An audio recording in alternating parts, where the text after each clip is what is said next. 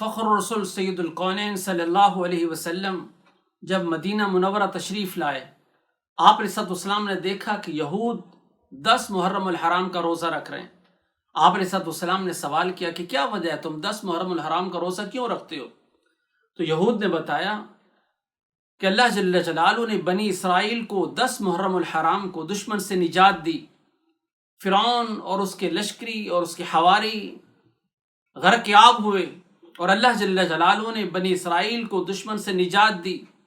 اس وجہ سے موسیٰ علیہ السلام دشمن سے نجات کے دن روزہ رکھا کرتے تھے، اس وجہ سے ہم بھی اسی نسبت سے روزہ رکھتے ہیں۔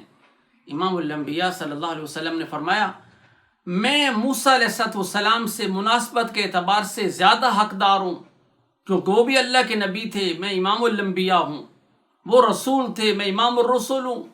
آپ علیہ السلام نے فرمایا کہ ہم بھی 10 محرم الحرام کا روزہ رکھیں گے۔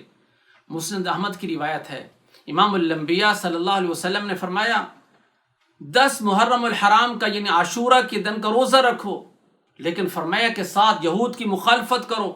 کیا مطلب؟ کہ پہلے ایک دن کا روزہ رکھو یا بعد کے ایک دن کا روزہ رکھو، یعنی 9-10 کا رکھ لو یا 10-11 کا رکھ لو، تو اس طرح یہود کی مخالفت بھی ہو جائے گی اور امام الانبیاء صلی اللہ علیہ وسلم کی سنت بھی زندہ ہو جائے گی۔ تو اس وجہ سے یہ انتہائی فضیلت کا روزہ ہے۔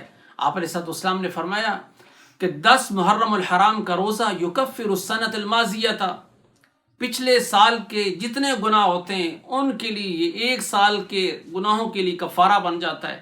حضرت ابی ہریرہ رضی اللہ تعالیٰ فرماتے ہیں کہ آپ علیہ السلام سے سوال کیا گیا، ای الصلاۃ افضل، اللہ کے نبی سب سے زیادہ فضیلت والی کون سی نماز ہے بعد الصلاۃ المکتوبہ، فرض نماز کے بعد؟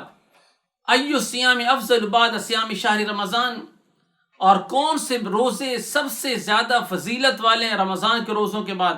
آپ علیہ السلام نے فرمایا افضل الصلاۃ بعد الصلاۃ المکتوبہ الصلاۃ فی جوف اللیل، وہ نماز سب سے زیادہ فضیلت والی ہے فرض نماز کے بعد جو آدھی رات کے بعد پڑھی جاتی ہے۔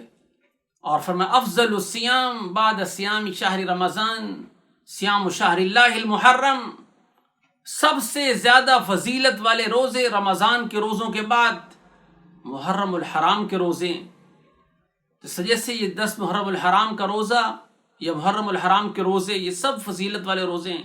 10 محرم الحرام کے روزے کو تو بڑی فضیلت ہے، کیونکہ وہ ایک سال سابقہ کے گناہوں کا کفارہ بن جاتا ہے۔ اس وجہ سے نیت کریں کہ انشاءاللہ ہم 10 محرم الحرام کا روزہ رکھیں گے، اور ساتھ ساتھ ایک دن پہلے کا یا ایک دن بعد کا بھی ساتھ روزہ ملا لیں گے۔